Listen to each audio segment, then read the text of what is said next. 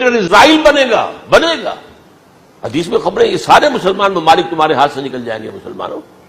یہ عراق اور اردن اور یہ اور وہ، یہاں تک کہ ترکی، سعودی عرب کا بھی شمالی حصہ نکل جائے گا. البتہ مدینے کا جو ان کا پروگرام ہے اس کو اللہ نہیں پورا ہونے دے گا. مدینے میں داخلے کی ان کو اجازت نہیں ملے گی. بہرحال یہ سارا کچھ ہونے والا ہے. وہ وقت بھی آنے والا ہے کہ حضور کی ایک حدیث کے مطابق ایک شخص کے 1000 بیٹے ہوں گے تو 999 ختم ہو جائیں گے، ایک بچے گا. یہ وقت بھی آنے والا ہے کہ حضور فرماتے ہیں اتنی بڑی جنگ ہوگی، اتنی خوریزی ہوگی کہ پوری زمین اٹ جائے گی لاشوں سے. تو پرندہ جو ہے کوئی، ایک تو پرندے ہوتے ہیں کہ جو مردار خور ہے، گدھ ہے، وہ تو بڑی خوشی سے اتریں گے، تناول فرمائیں گے لاشوں کو. اسی طریقے سے کوے ہیں، چیلے ہیں. لیکن جو نفاست پسند پرندے ہیں وہ لاش کے اوپر اترنا نہیں چاہتے. تو ایک پرندہ اڑتا چلا جائے گا، اسے کہیں زمین پر اترنے کی جگہ نہیں ملے گی، لاشیں ہی لاشیں ہوں گی. یہاں تک کہ وہ تھک ہار کر اس کے جو ہے پر جواب دے جائیں گے، گرے گا تو لاش پر گرے گا. یہ وقت آنے والا، اور یہ یہودیوں کے ہاتھوں، یا یہودیوں کے جو سپورٹرز ہیں اس وقت، جو ان کے ہاتھ میں آلہ کار ہے، ان کے ہاتھوں آنا ہے. میرے نزدیک اس کام کے لیے اس ملعون قوم کو، کہ جو حضرت عیسیٰ کے زمانے سے ملعون ہو چکی ہے، اس کو باقی رکھا گیا ہے. اسے یہ موقع دیا گیا ہے. اس نے اسرائیل بنا لیا ہے. تقریباً 2000 سال کے بعد وہ دوبارہ آ کر آباد ہوئے اس سرزمین میں جہاں سے نکال دیے گئے تھے 70 عیسوی کے اندر. یہ سارا کچھ کیوں ہو رہا ہے؟ ان کا یہ استثناء کیوں کیا گیا؟ یہ بڑی تلخ بات ہے، یہ یاد کر لیجیے. کیونکہ یا تو قوم اسی وقت ہلاک کر دی جاتی، جیسا کہ ہوا قوم نوح، قوم ہود، قوم عاد، قوم ثمود، قوم شعیب. یہ ہوا کہ نہیں ہوا؟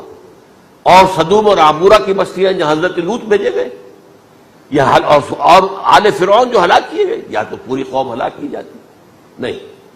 یہ یوں سمجھیے کہ اس پورے معاملے کو درمیان میں سے ایک وقفہ دے دیا گیا، حضرت عیسیٰ کو اٹھا لیا گیا، اور حضرت عیسیٰ دوبارہ آئیں گے. یہ کیوں کیا گیا؟ اب اس میں بڑی تلخ بات آپ سے کہہ رہا ہوں، یہ آپ کے لیے قبول کرنا آسان نہیں، حلق سے نیچے اٹھنے کی مشکل سے. اس قوم کو زندہ رکھا گیا ہے جو ملعون اور مغضوب علیہم قوم ہے. سب سورہ فاتحہ میں مفسرین لکھتے ہیں ضالین، یہ نصارہ ہیں، اور مغضوب علیہم یہ یہودی ہیں. اور قرآن کہتا ہے لعن الذین کفروا من اہل الکتاب علی لسان داؤد وعیسی ابن مریم، لعنت کی گئی. ایک ملعون اور مغضوب قوم کے ہاتھوں آخری امت محمد، اور اس کا بھی بہترین حصہ، اس پر عذاب ان کے ہاتھوں آئے گا. عربوں پر عذاب یہودیوں کے ہاتھوں، اس لیے ان کو بچایا گیا. یہ میں نے کئی دفعہ واقعہ سنایا، مولانا اسلائی صاحب بتایا کرتے تھے، کیونکہ وہ راجپوت تھے، یو پی کے راجپوت، مشرقی حصے کے، کہ ہمارے ہاں کوئی نوجوان اگر کوئی بڑی گری ہوئی حرکت کرتا تھا تو اس کے سر پر چمار کے ذریعے، چمار کے ہاتھوں جوتا لگوایا جاتا تھا. اگر راجپوت کے سر پر راجپوت کا جوتا گرا تو چلو تکلیف تو ہوئی، لیکن یہ کہ راجپوت کا جوتا گرا ہے نا، پڑا ہے.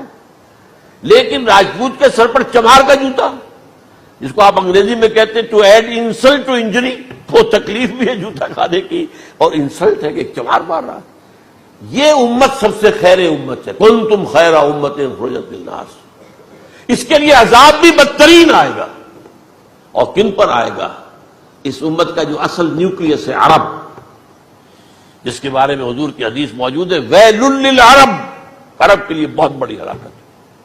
اور آج ہماری نظر میں آ رہا ہے وہ ملعون اور مغضوب علیہم قوم، ان کے سینے کے اندر خنجر کی طرح بھونکی گئی ہے.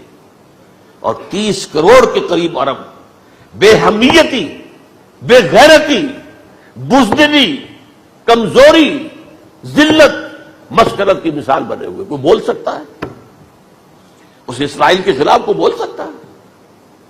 30-35 لاکھ آدمی ہے اسرائیل کے اندر یہودی، اس سے زیادہ تو امریکہ میں 50 لاکھ کے قریب. کل 1.25 کروڑ آدمی ہے یہ یہودی پوری دنیا کے اندر.